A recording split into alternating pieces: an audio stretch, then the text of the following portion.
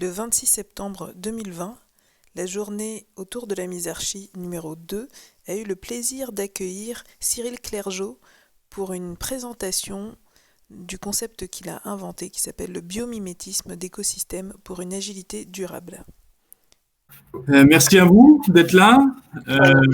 Bienvenue pour parler de ce sujet qu'on a lancé il y a peu de temps, mais vous allez découvrir qu'il y a des choses qui peuvent vous parler. L'idée, justement, c'est de parler justement de biomimétisme d'écosystème. Non, il y a encore derrière, on l'entend encore derrière. On va faire un autre tweet. On se dit, en fait, c'est la même. Mais moi, j'ai l'impression que ça vient de chez toi. J'essaye de. Je coupe, mais je n'arrive pas. Est-ce que tu peux fermer ton Zoom? Il faudrait carrément fermer ton Zoom, sachant que tu pourras le relancer en cliquant sur la bonne salle sur le Draftio. Est-ce que là, ça marche? Vous m'entendez? C'est bon? On t'entend, oui. Et vous n'avez plus le son derrière, là, c'est bon, hein? Oui. Là, on entend débarrasser. Super, merci. Pardon. Ouais, super. C'est la magie de la technique. Il y a toujours des problèmes au démarrage, c'est normal. C'est logique.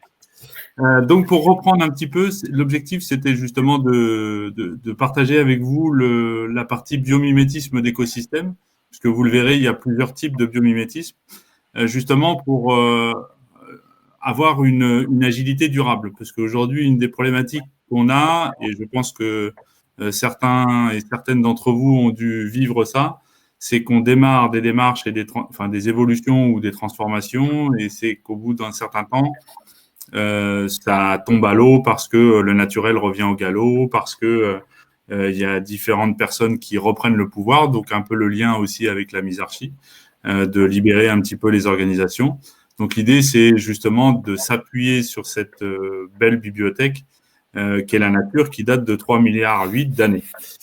Me présenter, je vais me présenter succinctement. Voilà, c'est ce que j'ai mis. Alors, si vous avez des questions, vous m'arrêtez, vous interagissez, aucun souci. Enfin, on est un petit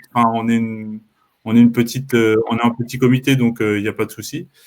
Donc moi, c'est ce que je me définissais comme suit, et en tant que facilitateur, formateur et agiliste biomimétique et écosystémique. Donc pourquoi écosystémique? Parce que je regarde plus les écosystèmes et savoir un petit peu les processus qui fonctionnent dans la nature, et on en verra et on échangera dessus. Alors pourquoi je suis arrivé à la partie biomimétique? Parce que depuis tout petit, en fait, j'ai toujours aimé la nature. Ça doit être ma cuisse bretonne qui fait que je suis comme ça. J'ai toujours été intrigué justement par les beaux paysages de la Bretagne, que ce soit la mer, que ce soit la partie rocheuse, que ce soit les différentes plages, ou que ce soit les différentes forêts, puisqu'il y a aussi la forêt de Brocéliande qui se trouve en Bretagne. Donc voilà, les arbres, la mer, tout m'intéresse, tout m'a intéressé petit. Et paradoxalement, j'y suis revenu quand je me suis lancé dans le coaching et la facilitation, puisque systématiquement, quand je cherchais une analogie pour des ateliers ou pour des évolutions d'organisation, j'ai toujours, lorsque je cherchais mes exemples, je suis toujours revenu sur la nature. Donc au bout d'un moment, je me suis dit, mais pourquoi pas se lancer justement dans cette partie biomimétique en tant qu'amoureux de la nature et en tant que potentiellement porteur d'une nouvelle démarche. Et puis je me suis rendu compte que le biomimétisme existait beaucoup, mais pas forcément avec l'aide des écosystèmes. Donc voilà, l'idée, c'était de se lancer dans la partie écosystème. Vous verrez que je me suis inspiré aussi de personnes qui sont quand même assez pointilleuses sur le sujet, et pour le coup, j'ai évolué en lisant beaucoup, en m'informant beaucoup, en échangeant beaucoup avec les personnes qui sont aujourd'hui autour du biomimétisme, pour me lancer dans cette partie biomimétisme d'écosystème. Est-ce que vous avez des questions jusqu'ici? Non, je parle de moi, donc c'est pas ça permet de resituer, mais Tu m'inspires déjà. Ah, tant mieux. La suite. J'espère que la démarche inspirera encore plus. C'est encore l'essentiel. Alors, ce que je vous propose comme agenda, c'est un petit peu ce sens-là, Biomimagile Kesako. L'objectif, c'est aussi on ne copie pas la nature, on s'en inspire. Comment s'inspirer du vivant pour une transformation agile de nos organisations. Et maintenant, que pouvons-nous faire? Donc voilà un petit peu le cheminement et le voyage dans le biomimétisme qu'on va effectuer. Alors, je vais démarrer par Biomimégile Kesako et je vais notamment repartir d'un constat simple qu'on fait de nos pratiques aujourd'hui dans la nature qu'on a. Et c'est un peu... alors, j'ai repris les images de Robin Wood parce que c'est un site qui fait des montages photos, mais qui sont magnifiques. Ces 3 images qui sont significatives, et vous allez voir quand je vais vous mettre les 3 images, elles vont vous parler. C'est aujourd'hui ce qu'on fait de la nature. Globalement, voilà le résultat de l'homme sur la nature. L'objectif, c'est pas de faire de l'écologie à tout niveau. L'objectif, c'est de faire prendre conscience qu'on est en train de brûler notre bibliothèque qui peut, en plus, nous inspirer pour la suite. Dans le sens où, dans les forêts, dans les paysages arctiques et un peu partout, on peut découvrir et on peut analyser, et on peut observer toute la partie biomimétique qui va en fait permettre d'aller un peu plus loin pour transformer toutes les organisations. Alors, si on veut aller plus loin au niveau du biomimétisme, alors, qu'est-ce que ça veut dire déjà pour vous, biomimétisme? Si on reprend un petit peu, est-ce que vous en avez une idée, si vous faites un petit peu l'analogie autour du grec? Est-ce qu'il y en a qui ont une idée de ce que veut dire biomimétisme? C'est reproduire des comportements observables dans la nature.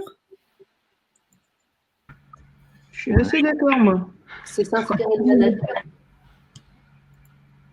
Alors, c'est globalement un peu ça. Le biomimétisme, en fait, c'est s'inspirer du vivant de manière générale et notamment s'inspirer de cette belle bibliothèque qui date de 3,8 milliards d'années d'apprentissage et d'innovation. En fait, la nature, elle nous amène beaucoup de choses. Alors, il y a certains qui sont biologistes qui s'en sont inspirés et qui ont fait des travaux un peu dessus, type Gauthier Chapelle, type Kalina Raskin ou Alain Renaudin qui a créé la Biomimexpo il y a peu de temps. Mais bien avant eux, il y a eu Janine Benius qui a écrit un livre qui décrit un petit peu les démarches, on va dire, biomimétiques et qui fait un constat notamment sur l'état des sociétés et l'état de la société au sens large, notamment sur un petit peu l'individualisme et non plus sur l'intelligence collective. Et bizarrement, ce livre date de 97. Donc, c'est quand même... c'est pas la préhistoire non plus, hein? Non, c'est pas la préhistoire non plus, mais il y a du temps qui s'est passé. Et pour le coup, ça date d'il y a un petit moment. Et on verra un petit peu après l'image qu'on avait sur la situation de l'homme vis-à-vis de la nature et la réalité telle qu'elle est. Donc, c'est un peu un petit peu l'objectif de cette démarche, de faire preuve d'humilité, de reprendre un petit peu de hauteur et de regarder justement dans cette bibliothèque où est-ce qu'on peut piocher, comment on peut piocher. Il y a déjà des travaux qui sont menés, et vous verrez des travaux intéressants, que ce soit sur les différents types de biomimétisme, mais qui permettent d'aller un petit peu plus loin pour gagner en sérénité en fait dans les transformations dans les sociétés. Alors, pour le coup, je me suis un peu vendu puisque le slide d'après, c'était un petit peu en quelle année. Pour le coup, je vais vous poser la question, mais vous l'avez déjà la réponse. Ce livre a été écrit par Janine Benius en quelle année, selon vous? 97, je crois. Par exemple. Alors, pour la petite histoire, il a été écrit en 97, voire 98, même début 98, en anglais. Et il a été traduit aux alentours des années 2010, précisément en 2011, et elle explique très bien, c'est un très joli livre, et qui est pour le coup en français maintenant, qui explique un petit peu la démarche biomimétique. Donc elle explique tout ce qui est le biomimétisme, l'approche scientifique un petit peu révolutionnaire. Elle parle même, elle, non plus de révolution industrielle, mais de révolution écologique, puisque vous entendez aujourd'hui dans les échanges qu'il peut y avoir, il y en a certains qui nous disent on va rentrer dans la 4e révolution industrielle. Moi, j'ai envie de secouer le cocotier un petit peu et puis de dire on va rentrer dans la première révolution écologique. Parce que je pense qu'il est temps, à la fois pour aider nos organisations et à la fois pour prendre conscience aussi par le biais de cette démarche que la nature, si on la détruit, elle nous apportera plus rien. Donc, en prendre soin aussi, c'est aussi important. C'est un petit peu tout ça. Et encore une fois, je ne suis pas encarté au parti écologique, je n'ai pas d'action dans l'écologie, je n'ai rien du tout. J'ai juste envie de prendre soin de la nature pour pouvoir continuer justement ma démarche biomimétique et notamment Biomimagile pour transformer les sociétés, parce que je me dis qu'on a découvert peut-être un 10 millième de ce qu'elle est capable de nous livrer, la nature. Et on le verra, je vous donnerai différents exemples qui sont plutôt intéressants et on n'a même pas inspiré jusqu'au bout. Donc le biomimétisme, on la retrouve dans différents endroits. On la retrouve notamment sur l'efficacité énergétique de la photosynthèse, la solidité du corail, la résistance des fils de soie de l'araignée, ou encore les propriétés adhésives des filaments de la moule. Aujourd'hui, pour la petite histoire, la moule, comment elle est accrochée sur un rocher, on est incapable d'arriver à la même puissance que la colle qui est utilisée par la moule. Donc les filaments justement qui ont ces propriétés adhésives, on est incapable de s'inspirer de ça intégralement. Donc même la nature, elle est encore au-dessus de nous. Donc c'est pour ça qu'on parle en fait d'humidité. Et surtout, il y a un point important aussi, c'est que tout ce beau petit monde naturel a traversé le temps. Donc puisqu'elle date depuis 3,8 milliards d'années. Un exemple concret, l'humain, aujourd'hui, il est fait d'un certain nombre de bactéries. Les bactéries sans l'humain, elles vivent et elles ont fait leurs preuves, puisque les bactéries, c'est le premier être vivant à avoir été sur Terre. Il date depuis 3,8 milliards d'années. C'est le tout premier. Sauf que l'humain sans les bactéries, il ne vit plus. Il a besoin des bactéries pour vivre. Donc, c'est pour ça que ça nous ramène à une situation un petit peu plus humble sur lesquelles on doit s'appuyer pour justement regarder un petit peu tout ça et pour aller nous aider dans les transformations. Donc, le biomimétisme aussi regroupe tout ce qu'on peut retrouver aussi au niveau de la permaculture, puisque Pierre Rabhi a fait un travail conséquent sur le sujet et on verra dans les personnes inspirantes, il en fait partie. Et ça nous incite à limiter de plus en plus, à mettre l'intelligence collective au cœur de toutes les évolutions et toutes les transformations des sociétés. Et surtout, ça nous amène aussi à nous, humains, repenser notre manière d'être et de faire, puisqu'il faut être plus ou moins humble. Est-ce que vous avez des questions déjà par rapport à cette première partie ou pas du tout? Ou est-ce que je continue? Est-ce que l'intérêt est toujours là? L'intérêt est toujours là, tu peux continuer. Pour moi, c'est clair. Super. Super. Alors, si on va un petit peu plus loin, je vais essayer de vous présenter un petit peu différentes personnalités, puisqu'il y a quand même pas mal de personnalités qui gravitent autour. J'ai déjà donné des noms, mais l'objectif, c'est un peu aussi de faire un tour d'horizon. Alors, la première personne, et c'est bien, c'est Janine Benyus qui l'a lancé. Donc voilà Janine Benyus. Qu'est-ce qu'elle a dit en résumé? Elle nous dit la nature comme modèle, la nature comme étalon, la nature comme maître.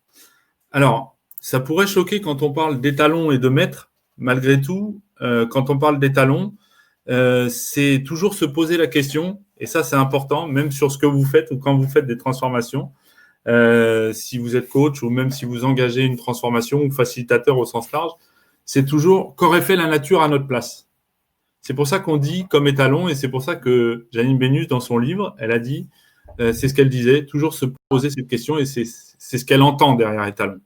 C'est qu'aurait fait la nature à notre place pour enclencher cette dynamique. quand elle parle de maître aussi, elle ne parle pas de maître au sens au grand maître tout puissant, mère nature, c'est toi qui décides de notre devenir. Non, c'est pas ce qu'elle dit. Elle dit justement, il est temps d'ouvrir une nouvelle ère, et non pas sur ce qu'on peut extraire du monde naturel, c'est ça l'important, mais c'est surtout sur ce qu'on peut en apprendre. Et c'est en ça cette notion d'humilité en fait. Donc c'est paradoxal puisqu'on parle de maître, mais la notion d'humilité, elle est là. Elle est à se dire, voilà, aujourd'hui, comment on peut s'appuyer plutôt que d'aller, vous vous souvenez les 3 premières images que je vous ai fait voir où on retrouve l'ours, le cerf et le singe qui sont en train de brûler et qui sont en train de se détruire. Bah, c'est un peu ça, c'est de se dire, arrêtons de les détruire, stop, et conservons justement un petit peu tout ça pour qu'on puisse justement s'appuyer dessus. Alors, on retrouve qui aussi en personnalités qui sont intéressantes. Moi, j'ai notamment, j'ai mis celles qui m'ont inspiré fortement. J'ai mis notamment ce monsieur qui est Francis Allais. Francis Allais est un botaniste biologiste qui a fait un énorme travail, notamment sur les arbres. Et il a considéré que l'arbre n'était plus ou un être vivant, il est divisé en réseaux de bourgeons. Et bizarrement, quand on va un peu plus loin et quand on gratte un petit peu, eh ben on se rend compte que les réseaux de bourgeons, ils sont déjà des petites équipes. Enfin, c'est déjà des petits réseaux qui se regroupent entre 7 et 9 bourgeons. Donc, c'est petit. Mais ça va plus loin, c'est qu'ils sont capables de faire de l'agilité à l'échelle, ce réseau de bourgeons. C'est-à-dire qu'ils sont capables de communiquer et sans framework ou sans méthode safe ou sans tout ce qu'on veut, Ouais, mais bien en faisant un petit peu, si on fait la transposition, du Scrum à l'échelle. Donc, et d'ailleurs, j'ai sorti un article et j'ai écrit un article sur ce sujet en démontrant que Scrum était bien biomimétique, puisque quand on reprend dans la nature, on retrouve un petit peu tout ça. Par contre, j'ai pas encore fait dans le détail, mais tout laisse à penser que aujourd'hui la méthode safe n'est pas du tout, à mon sens, et là ça reste que moi, hein, j'ai pas la science infuse et j'ai pas envie de me faire le gourou de Scrum, mais c'est tout laisse à penser que justement safe en tant que méthode n'est pas du tout dans une démarche biomimétique, et bien au contraire rentre dans une dynamique un petit peu où un peu comme avant. Et d'ailleurs, on va redécouvrir un petit peu le côté vertical et vous allez voir que vous allez vous y retrouver très, très rapidement. Donc voilà.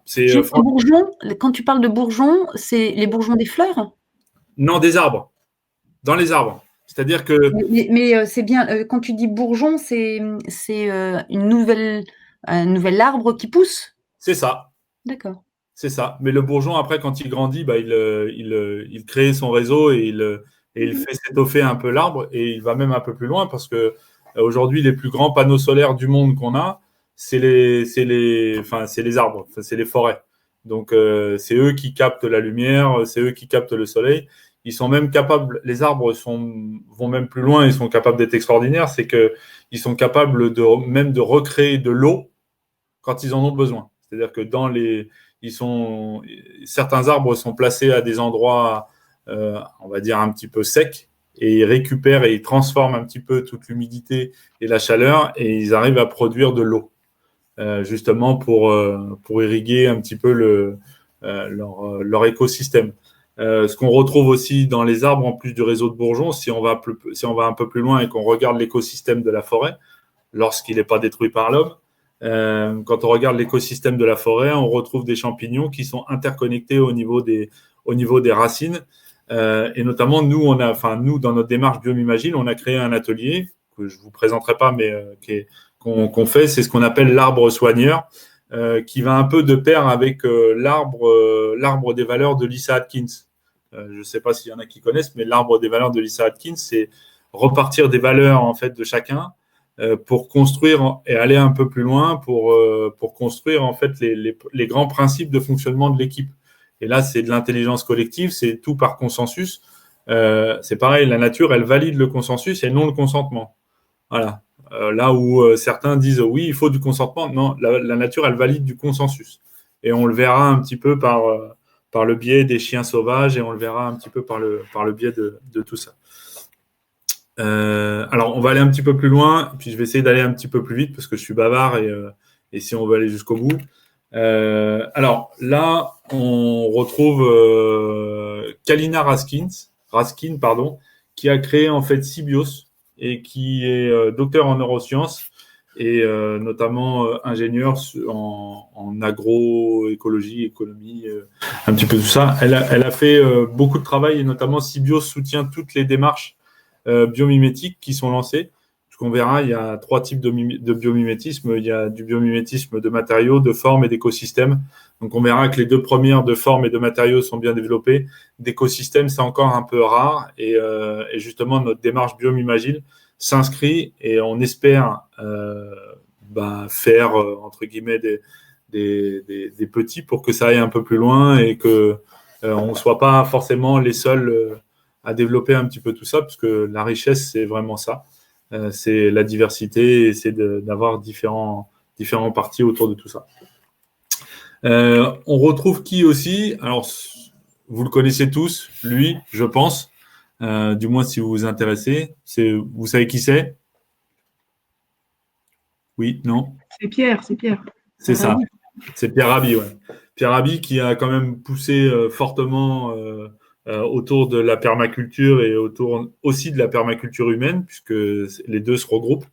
Et ce qui est intéressant, c'est qu'aujourd'hui, il commence à arriver à intervenir auprès des coachs professionnels.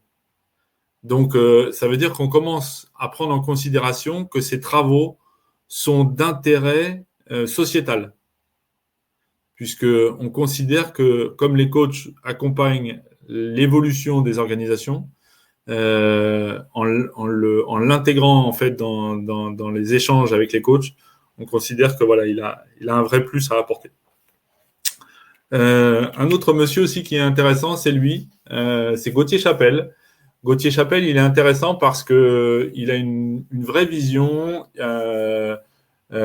Il s'est inspiré fortement. D'ailleurs, il a préfacé le livre en français de Janine Benius. Mais il fait d'énormes boulots autour du biomimétisme et il pousse fortement et il intervient dans les universités. Alors notamment moi à une période quand j'étais en région parisienne, il intervenait dans une université qui était pas très loin de chez moi à l'époque du côté de Cergy-Pontoise, donc c'était vraiment plutôt pas mal et il a fait pas mal de conférences, notamment autour du biomimétisme et puis il a un discours très très tranché et je le partage complètement.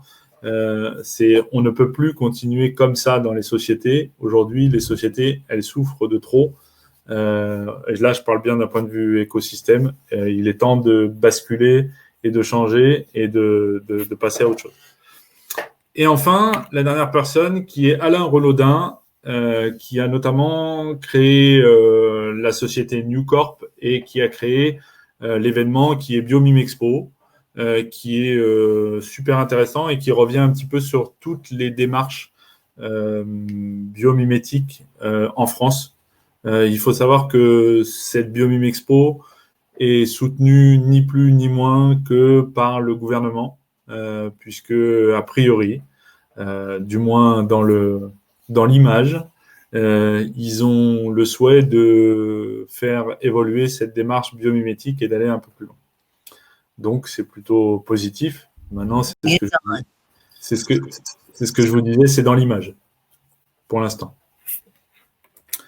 Voilà. Donc, un petit peu toutes les personnes. Je voulais revenir aussi pour aller un petit peu plus loin, replacer un petit peu, c'est ce que je vous disais, la place de l'homme et la place de l'homme tel qu'il a été considéré entre 1874 et on va dire 1970-80 jusqu'à, on va dire, un petit peu l'apparition de la démarche agile au sens large. On va un peu découvrir quelle était la place de l'homme. Et vous voyez que l'homme tout-puissant, tel qu'a décrit en fait Monsieur Haeckel, puisque c'est ce qu'on appelle un petit peu l'arbre d'Haeckel. Vous voyez que l'homme se trouve tout en haut. Je ne sais pas si vous voyez bien le schéma, mais on retrouve l'homme, le gorille, l'orang-outan, et puis en fait, dans l'arbre, on descend et on retrouve tout le vivant. En fait, c'est possible de zoomer sur l'écran que tu partages. Je ne sais pas si je peux zoomer. Non, mais nous, on peut le faire. On peut zoomer en fait sur l'écran que tu partages. D'accord. Je partage avec les participants. Si vous zoomez avec la photo, si vous zoomez sur la photo, en fait, vous allez voir que l'homme se trouve tout en haut de l'arbre, se trouve à la cime de l'arbre. Sauf que la réalité, elle est tout autre. Et la réalité, c'est notamment celle-là. Et vous allez retrouver en fait la place de l'homme qui est ici. Donc vous voyez que sur les 3 milliards, les 4 milliards... Ici, pardon, j'ai pas vu le ici. Pardon? J'ai pas vu le ici, tu disais il est ici, je vois pas où tu... En rouge. Ah oui, pardon. C'est bon. Ouais, là, si je le vois pas maintenant. C'est le point rouge. Ouais, c'est le point rouge. En fait, il y a 4 milliards d'années, sur 4 milliards d'années, si on ramenait en fait ce schéma à 24 heures, c'est d'ailleurs ce qui est expliqué en permaculture humaine, donc comme quoi la permaculture humaine et le biomimétisme se recoupent. Quand on reprend en fait un petit peu tout ça, si on reprend sur une horloge sur une journée, sur 24 heures, l'homme apparaît à 23h58. Donc sur 24 heures, l'homme n'est que 2 minutes. Tout le reste, c'est la nature. Donc je pense que au vu de tout ça, l'humilité, elle est toute vue et voilà, il y a quand même beaucoup à s'inspirer sur les différents sujets. Ce que je vous expliquais tout à l'heure, si vous regardez un petit peu le schéma, le premier à être apparu, c'est ce que je vous disais, c'est les bactéries. Et comme quoi les bactéries sans l'homme peuvent fonctionner, mais l'homme sans la bactérie ne peut pas fonctionner. Et d'ailleurs, aujourd'hui, la pandémie, qu'est-ce qui nous détruit? C'est une bactérie. Donc, comme quoi, la bactérie est capable de réguler un petit peu et peut réguler très rapidement un petit peu tout ce qui se passe du vivant. Donc, c'est aussi pour ça, et l'atelier aussi portera un petit peu sur la pandémie, qu'il faut justement faire un peu preuve d'humilité autour de tout ça. Mais on se rend compte, par contre, que l'agilité est durable et que c'est justement ce qui permet un petit peu de pousser en fait dans les organisations pour aller un petit peu plus loin. Alors, le point suivant, c'est je vous ai parlé de 3 niveaux d'inspiration et je vous ai dit, on ne copie pas la nature et on s'en inspire. Et bien voilà, quand on reprend les 3 niveaux d'inspiration, on retrouve un petit peu le premier niveau d'inspiration, c'est la forme, c'est quel design de conception. Donc, on peut retrouver dans des designs de conception, on peut en retrouver beaucoup, et vous le verrez après puisque je vous ai donné des exemples. On peut retrouver aussi les matériaux, quels procédés. Et là, notamment, je vous ferai un retour, et là, c'est mon côté un petit peu, c'est ma cuisse bretonne. Je vous ferai un petit peu l'échange qu'il y a sur l'arénicole, d'autant plus que l'arénicole, dans la pandémie, on en a parlé aussi pour toute autre chose, puisque l'arénicole est un petit ver qui est dans les... Alors, si vous allez au bord de la mer, vous voyez toujours que dans le sable, quand la mer se retire, il y a des petits monticules, des petits tortillons qui sont au niveau de la mer, notamment quand le sable est mouillé. C'est l'arénicole qui fait ça, mais l'arénicole, il a d'autres propriétés. Et je vous les décrirai un petit peu tout à l'heure et je vous expliquerai pourquoi on en a parlé pendant la pandémie. Et puis enfin, les écosystèmes, quelles relations et coopérations, c'est vraiment ça. Le but, c'est de se dire comment on peut s'inspirer des écosystèmes. Tout à l'heure, on a parlé du réseau de bourgeons, mais on pourrait parler des abeilles, on pourrait parler des chiens sauvages, on pourrait parler de toute autre chose et on verra un petit peu les exemples après derrière. Alors, si on revient dans les exemples, je vous ai évoqué l'arénicole, le voilà. C'est dommage, je ne vous ai pas mis la petite photo. En fait, la particularité de l'arénicole, c'est que c'est un ver marin qui transporte beaucoup d'oxygène au niveau de son hémoglobine. Donc, le docteur Frank Zal, qui est implanté à Morlaix, qui se trouve en Bretagne, nous a fait des recherches un petit peu autour de ce ver, et notamment autour des transplantations. puisque une des difficultés en fait des transplantations, c'est quand on va d'un point A à un point B, il faut que l'organe qui est transplanté il puisse y avoir un maximum d'oxygène dans le sang pour que justement l'organe il puisse arriver en bon état lorsqu'il va falloir le greffer sur la personne. Et bien en fait, l'arénicole, il permet ça. L'arénicole, il nous permet d'aller un petit peu plus loin. Alors, on pourrait retrouver aussi, il y a un petit. Ils ont trouvé aussi le principe de la colle et du scratch sur une espèce de petit iguane. J'ai plus le nom exactement, j'arrive pas à retrouver le nom, mais je pourrais vous le retrouver. Donc voilà, on peut s'inspirer de beaucoup de choses, notamment pour les panneaux solaires aussi. Les panneaux solaires, on s'est inspiré des arbres pour justement toute la partie matériaux, les feuilles, comment elles faisaient pour capter le soleil, puisque c'est ce que je vous disais tout à l'heure, le plus grand panneau solaire qu'on a dans le monde, c'est dans les forêts. Donc, vous voyez qu'aujourd'hui, sans s'en rendre compte, on retrouve un petit peu les différents sujets petit à petit dans le monde et un peu partout. Si on va un peu plus loin, on va parler de biomimétisme de forme. Là, on va retrouver en fait les pales de certaines éoliennes qui ont été créées avec l'aide de la nageoire de la baleine. Et je vous ai mis les photos en parallèle systématiquement parce que c'est flagrant. On voit la nageoire de la baleine et on voit un petit peu la pale. On se rend compte que c'est un peu pareil. Je vous ai mis aussi le TGV japonais qu'on appelle le Shinkansen, sur lequel ils sont inspirés en fait d'un oiseau. Qui est lequel selon vous, cet oiseau? Vous ne savez pas? C'est le martin pêcheur.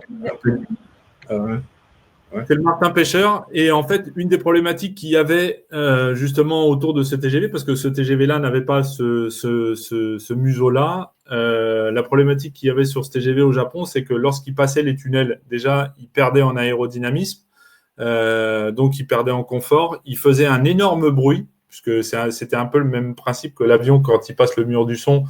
Ça fait un espèce de boom qui est généré. Donc, vous imaginez la nuisance sonore. Et donc, il y a un ingénieur et ornithologue qui s'appelle Eiji Nakatsu qui s'est dit ce qui m'intéresse dans le martin pêcheur, c'est qu'il est capable de faire un piqué dans l'eau pour aller chercher sa proie sans que la proie ne s'en rende compte et surtout sans qu'il y ait, je ne sais pas si vous avez déjà jeté un caillou dans l'eau, mais ça fait des espèces de ronds autour du caillou. Lui, il est capable de rentrer dans l'eau sans que ça fasse une onde. Il n'y a rien qui se passe autour de lorsqu'il rentre le bec, le martin pêcheur.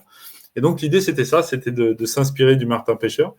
Et à l'arrivée, au niveau de ce TGV, il y a plus de confort, plus de vitesse, et puis surtout, une baisse de 15% de la consommation électrique, puisque l'aérodynamisme est meilleur. Donc, c'est ce qui permet d'avoir ces dynamiques-là. Et enfin, la dernière partie, la voiture. Est-ce que vous savez, c'est une voiture de quelle marque? Si vous regardez un petit peu, vous devriez pouvoir la trouver. Oui, non? Jaune. Ouais. Pas d'idée? Marque asiatique, Marque? asiatique ou pas? Non, pas asiatique.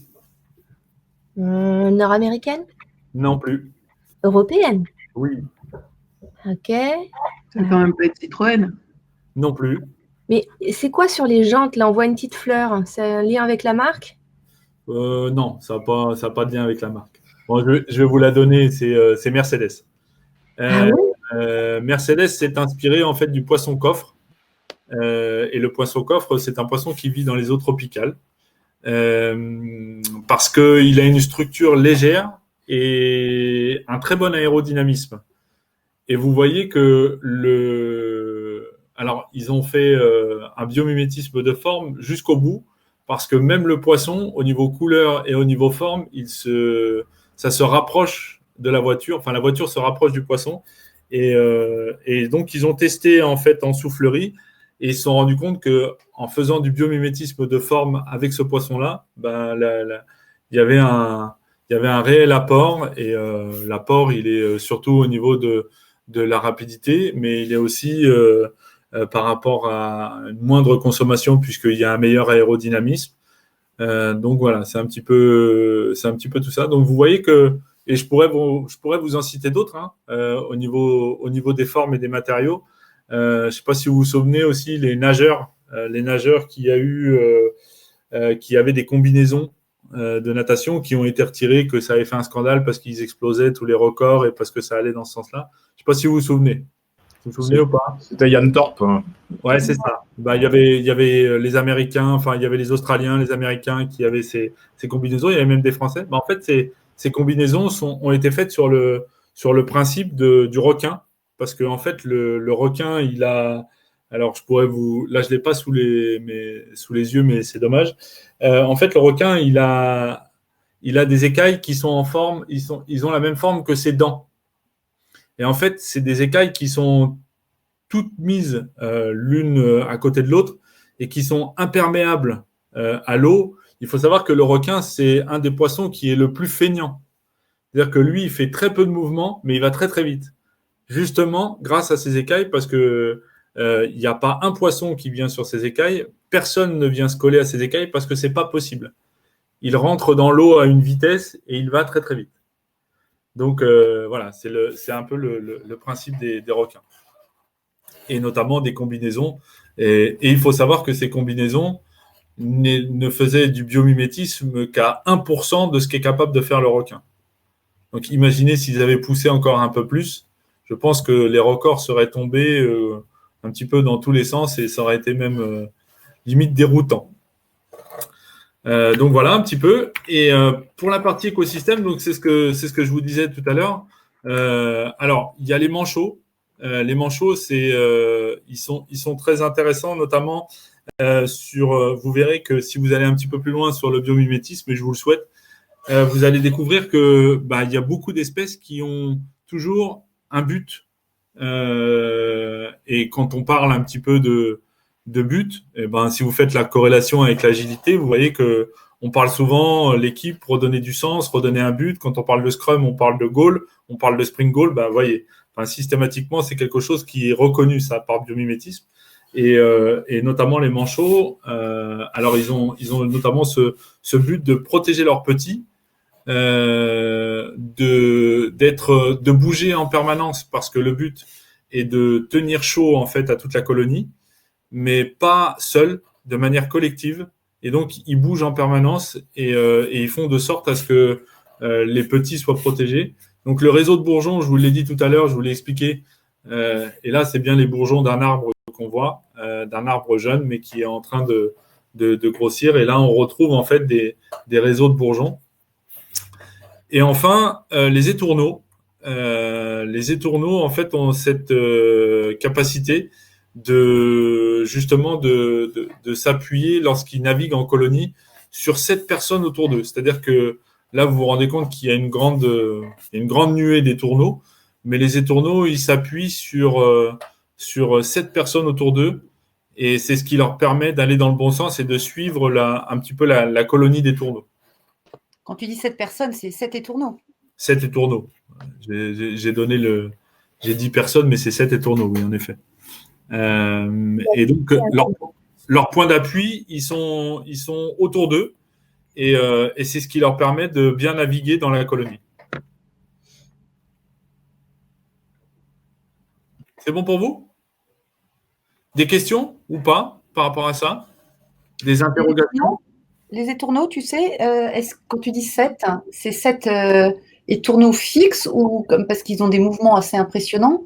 Oui. Est-ce que ça veut dire qu'ils sont toujours à la même position par rapport aux 7 autres ou au même repère, ou alors ils changent de 7? Oui, non, ils ont toujours ces mêmes repères. Ils ont toujours ces 7 mêmes repères. Et justement, c'est ce qui les permet de bouger de la meilleure manière possible. C'est qu'en fait, ils ont leurs 7, on va dire que c'est des étourneaux références. Ils ont leurs 7 étourneaux références et ils regardent un petit peu et ils naviguent de la meilleure manière possible. Et les 7 ne sont pas les mêmes 7 pour chaque étourneau. Chaque étourneau en a 7. Exactement. Donc, vous imaginez l'intelligence collective qu'il faut, parce que je ne sais pas si vous voyez un petit peu et si vous avez déjà regardé des vidéos autour des étourneaux, mais des fois, ils prennent des postures, ça tourne dans tous les sens. On a l'impression, limite, que c'est téléguidé. Et ben, vous imaginez l'intelligence collective qu'il faut pour aller un peu plus loin. Donc, on pourrait, et là, il nous faudrait beaucoup plus de temps pour pouvoir étudier un petit peu les étourneaux, mais comme les abeilles, là, ce que je vous fais, c'est vraiment un survol de manière générale. C'est comment on peut s'inspirer du vivant. Mais voilà, on pourrait aller beaucoup plus loin et regarder les interactions et les interconnexions qu'il peut y avoir entre chacun autour de l'intelligence collective. Bonjour Cyril, tu nous as donné des exemples sur les matériaux, les formes et les écosystèmes. Oui. Est-ce que tu aurais des exemples applicables sur les organisations? Parce que je sens que tu l'évoques en sous-jacent, mais tu parles d'intelligence collective. Oui. Est-ce que tu as identifié dans la nature, en fait, des formes d'organisation qui pourraient être transposables chez l'homme? Oui, bah, c'est ce que je disais tout à l'heure. En fait, alors déjà, le principe, alors transposable, non. S'en inspirer, oui. Et c'est ce que je disais en préambule. Vouloir transposer, en fait, copier. Il ne faut pas copier la nature, il faut s'en inspirer. C'est-à-dire que s'il y a des choses qui sont faites dans la nature, typiquement les manchots, ils ont toujours un but et il y a plusieurs colonies qui ont toujours un but qui est plutôt intéressant. Le réseau de bourgeons, on a vu que c'était des petites équipes et qu'il y a une communication qui se fait entre les petites équipes. Donc, on pourrait très bien s'inspirer de ce réseau de bourgeons pour faire de l'agilité à l'échelle. Ça, c'est intéressant aussi.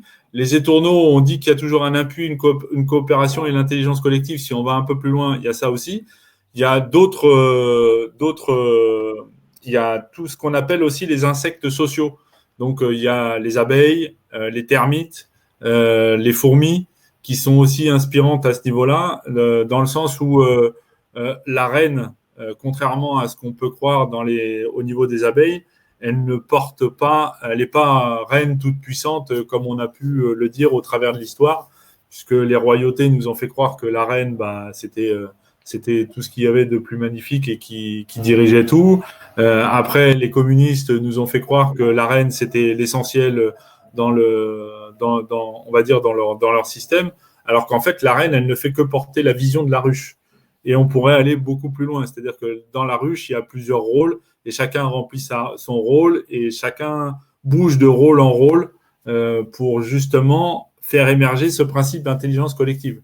Quand ils prennent des décisions justement aussi de bouger d'une ruche et d'essaimer, donc de bouger d'une ruche à une autre, ils ont un système de communication où ils font un petit peu leur danse pour aller communiquer avec les autres, pour dire voilà, on est à tel endroit et tel endroit il est intéressant et on peut bouger. Et donc la reine qui est là quitte, on va dire, cette ruche, va se mettre à un autre endroit et du coup il y a une place qui est faite. Donc il faut savoir quand même que les ruches, c'est plus de 2000 abeilles. Et donc là, pour le coup, en termes d'intelligence collective, je pense que c'est difficile de faire mieux, pour le coup. Mais s'en inspirer, aller plus loin, c'est aussi ce qui est important et ce qui est riche.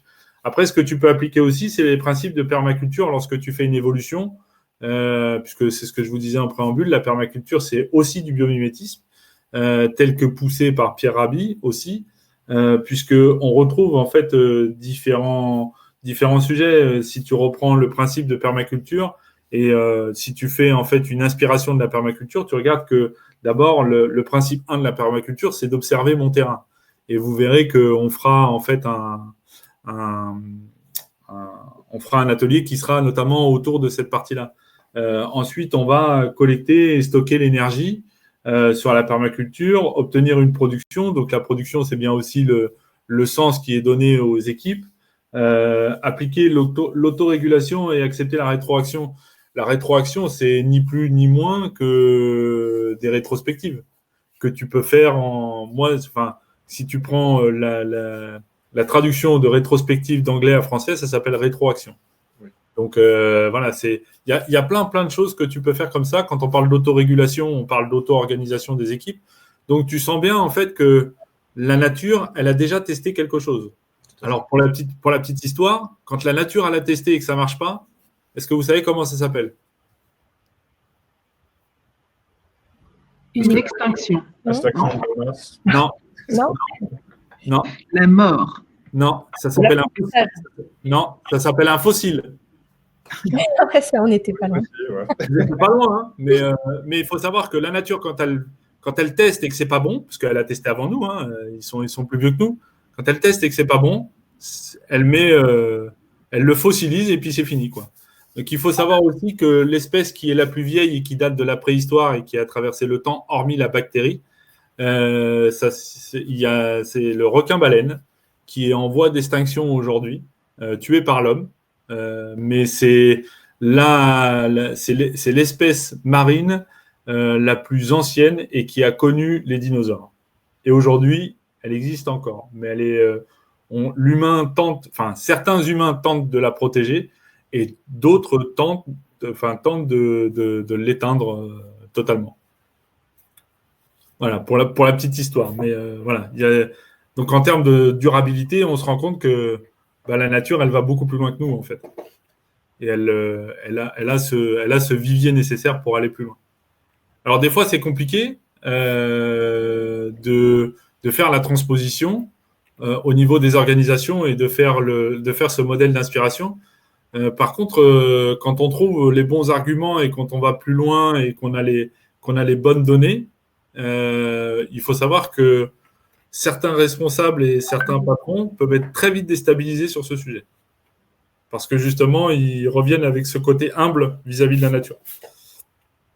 Et c'est impressionnant. Alors, je vais aller un peu plus loin. Comment s'inspirer du vivant pour une transformation agile de nos organisations. Donc, ça va de pair un petit peu avec ce que tu me disais tout à l'heure et avec ta question, c'est sous-jacent. Je voulais démarrer déjà par une citation de Victor Hugo et qui date. C'est une triste chose de songer que la nature parle et que le genre humain n'écoute pas. Voilà ce qu'a dit Victor Hugo. Donc, quand je vous disais tout à l'heure, on peut s'inspirer de beaucoup de choses. On peut s'inspirer des insectes sociaux, tels que les fourmis, tels que les termites. Alors, les termites sont très inspirantes par la partie écosystème, mais par la partie forme. Je pourrais vous mettre aussi les formes. Il faut savoir qu'ils ont créé des tours à l'image des tours de termites, parce qu'ils ont un système en fait réfrigérant à l'intérieur de leur tour de termites, qui est le système qui fonctionne le mieux et qui se base pas sur à mettre de la clim un peu partout, puisque ils utilisent l'air naturellement pour rafraîchir à l'intérieur des tours. Donc il faut savoir qu'il y a des bâtiments qui ont été construits et il y a du biomimétisme qui a été fait justement de forme autour de ça. Les chiens sauvages qui sont intéressants parce que, alors ils sont peut-être pas beaux, ils se rapprochent un peu des hyènes, mais par contre ils ont ce principe de consensus et non de consentement qui est plutôt intéressant, c'est-à-dire que quand ils décident de bouger ou de changer ou d'attaquer, il faut que ce soit un consensus de manière globale, et même s'il y a un chef de meute, le chef de meute prend même le parti des fois de se retirer de la décision et laisse la décision à l'équipe. Donc c'est quand même impressionnant. On a parlé des étourneaux tout à l'heure, donc voilà, on retrouve un petit peu les étourneaux aussi, et vous pourriez en prendre divers exemples. C'est ce qui est écrit dans le livre de Janine Bénus à un moment. C'est si vous voulez vous inspirer de la nature, il faut, et surtout quand vous faites quelque chose, posez-vous toujours la question, qu'est-ce qu'aurait fait la nature à notre place? C'est surtout ça qui est important. Et c'est toujours le principe de base. C'est-à-dire que moi, je me dis toujours, sur les débats ou sur les échanges, je vous parlais tout à l'heure de la partie coach agile, on se pose toujours la question, oui, coach agile, pas coach agile, comment ça se passe, et agile, est-ce que c'est... Enfin, moi, je me pose toujours la question, est-ce que c'est dans la nature? Oui, non, et si oui, pourquoi? La nature, elle fait de l'agilité déjà depuis un moment, elle fait de l'innovation, de l'agilité, et elle s'adapte en permanence. Donc, si vous reprenez un petit peu le processus empirique de Scrum, vous allez vous rendre compte que si vous prenez inspection, adaptabilité et transparence, vous allez voir que ce processus empirique, il existe dans la nature. Quel que soit enfin, surtout chez les insectes sociaux d'ailleurs, mais aussi dans les forêts. C'est essentiellement là qu'on va les retrouver. Mais après, vous pouvez les retrouver sur beaucoup, beaucoup d'autres espèces. Alors, on peut aussi s'inspirer de la permaculture, puisque c'est ce que je disais tout à l'heure, hein, je vous donnais les principes de permaculture. Les voilà, ils sont tous là, donc on peut s'inspirer dessus et puis construire vraiment quelque chose. Il y a des ateliers qui sont plutôt intéressants de permaculture humaine qui s'appellent la toile de vie et qui se fait avec une corde. Je ne sais pas s'il y en a qui l'ont vécu ou qui l'ont fait, cet atelier, mais c'est génial en fait. On prend des animaux et on délivre des cartes à chacun et en fait, on prend une corde et la corde, elle passe de chacun en chacun et en fait, ça fait une toile, ça fait comme une toile d'araignée, c'est ce qu'on appelle la toile de vie. Et en fait, on cherche toujours à dire quel animal mange l'autre, quel animal est de l'autre. Enfin, on cherche en fait toutes les interconnexions avec les animaux. Et pour le coup, c'est génial quand on démarre en fait une évolution ou une transformation, parce qu'on fait un cercle avec les équipes et ça marche plutôt bien. Donc, je ne sais pas s'il y en a qui l'ont déjà vécu ou qui l'ont fait ou pas du tout. Oui, non? Non. Non. Ça s'appelle la toile de vie et c'est génial.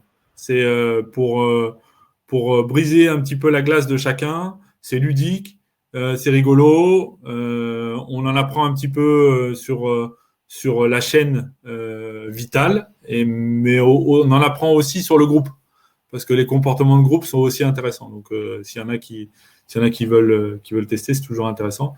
L'objectif aussi, c'est ce que je vous disais, hein, on retrouve aussi à côté la permaculture humaine, donc en apprendre sur soi, en apprendre sur l'autre, le collectif, la société, le monde.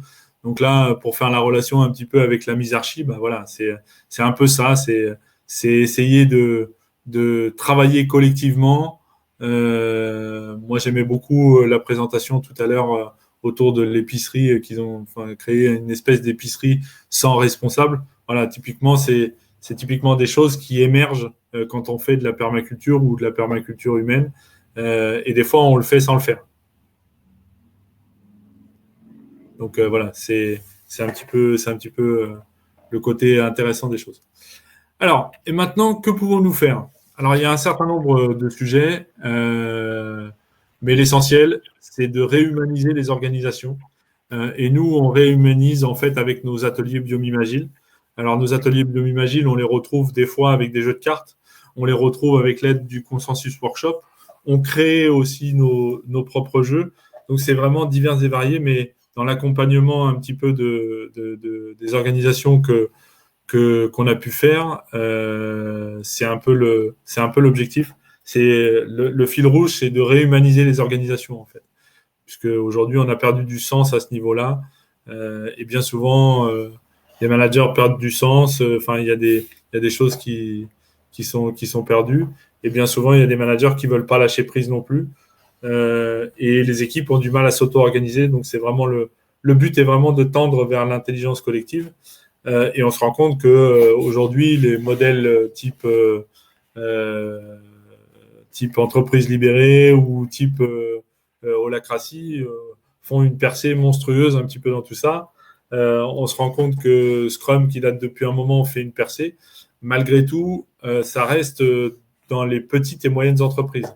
Dans les grosses sociétés, on a encore des freins, notamment sur un petit peu les gros mastodontes. Et puis en plus, on leur a bien vendu.